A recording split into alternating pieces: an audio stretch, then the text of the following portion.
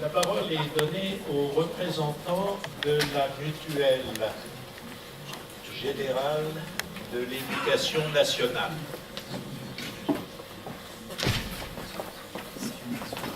Vous allez,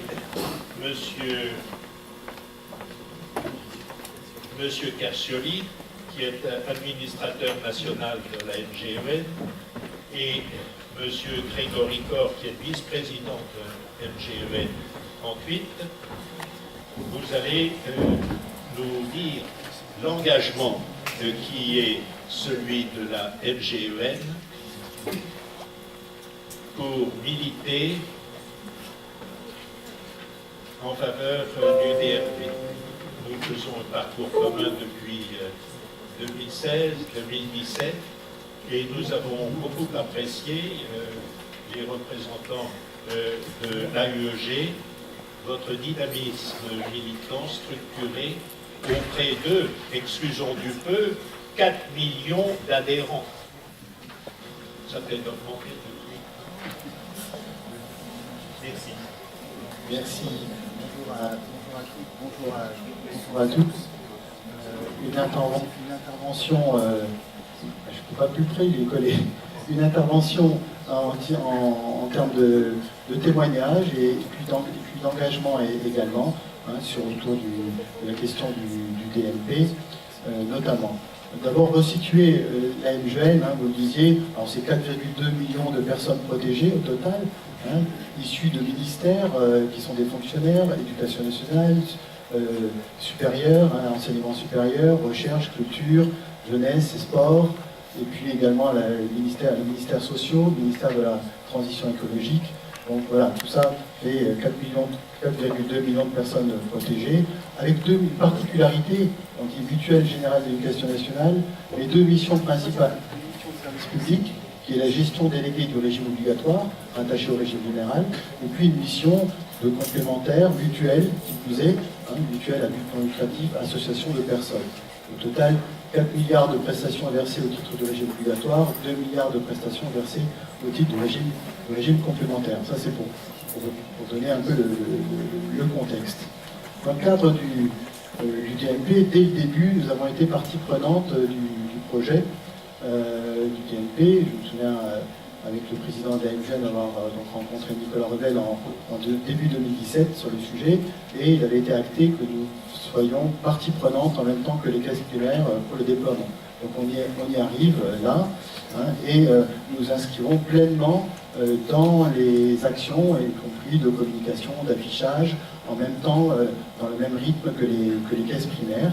Alors pour ça, on a identifié, moi j'identifie plusieurs leviers, bien sûr les campagnes de communication. Donc on sait que dès le mois de novembre va être lancée la campagne de communication.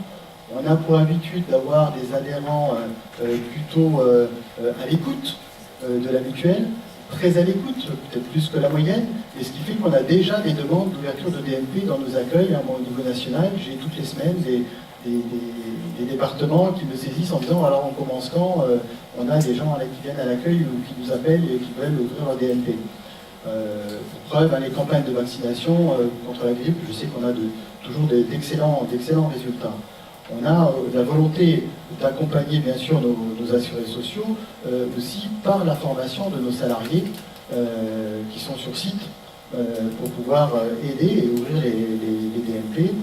Et puis on a aussi une particularité qui est la mobilisation de tout le réseau, qui est, vous le disiez, un réseau de militants, personnes qui sont là pour certains tout à fait bénévolement, 3500 personnes sur le territoire, et puis nos salariés bien sûr également, au total près de 10 000 salariés, et nos établissements de soins, nos centres de santé, avec répartis sur le territoire 500 médecins qui eux aussi, on a prévu de les sensibiliser, mais nos établissements, eux, accueillent tout type de public, de quelque régime que ce soit. Donc là, je pense aussi qu'on a une action qui peut être positive pour contribuer à la réussite du projet. En tous les cas, notre volonté est celle-là, et de pouvoir faire aussi bien que les caisses primaires.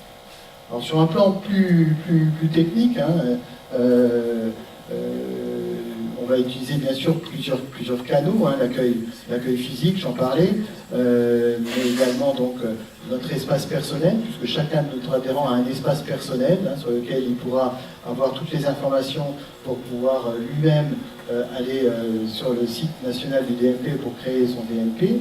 On a nos publications, qu'elles soient sous forme de magazine ou qu'elles soient sous forme dématérialisée. On va aussi l'utiliser pour pouvoir promouvoir le DMP, le rôle du DMP et sa plus-value. Et on voudrait que tous nos assurés sociaux puissent participer et ouvrir leur DMP également depuis le portail national du DMP.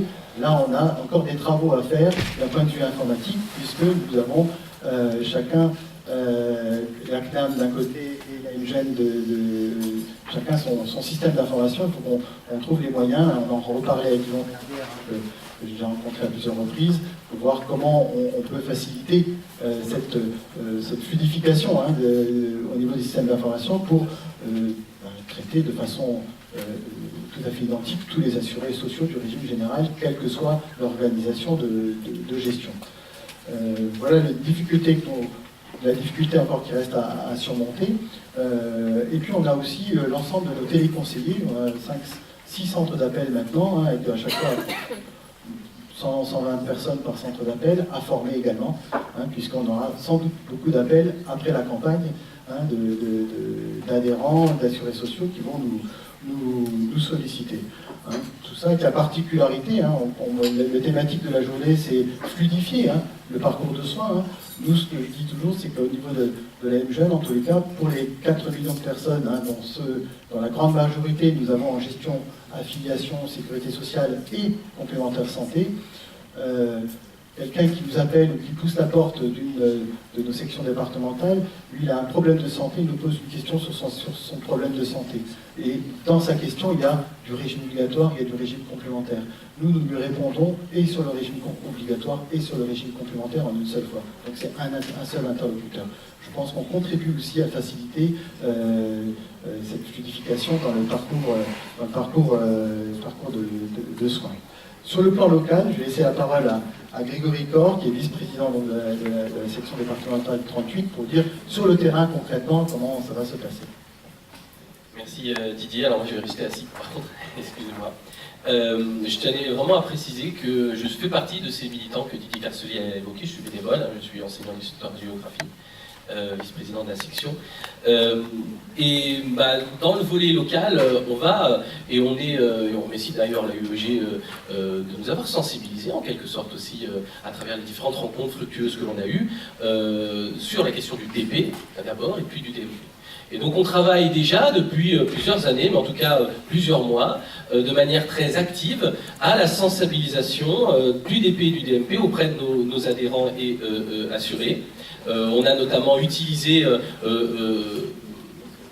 des communications produites par l'AIEG, si je ne dis pas de bêtises, dans notre bulletin donc, départemental, afin déjà de présenter ces deux dispositifs auprès de nos assurés.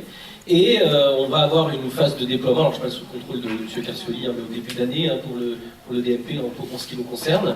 Et donc on va avoir une phase en section, on a une trentaine de salariés, on a près de 40 000 personnes protégées dans le département, donc on va avoir une phase de formation de nos salariés, mais pas seulement, formation de militants, donc c'est les personnes adhérentes qui participent à la vie militante de la section, et on va bien sûr préparer nos salariés à l'accompagnement à la création du DMP dans la section, donc en accueil, non pas seulement pour les personnes qui auraient une facilité avec l'informatique, mais aussi et surtout pour celles qui auraient peut-être plus de difficultés à créer sur un portail dématérialisé leur DMP.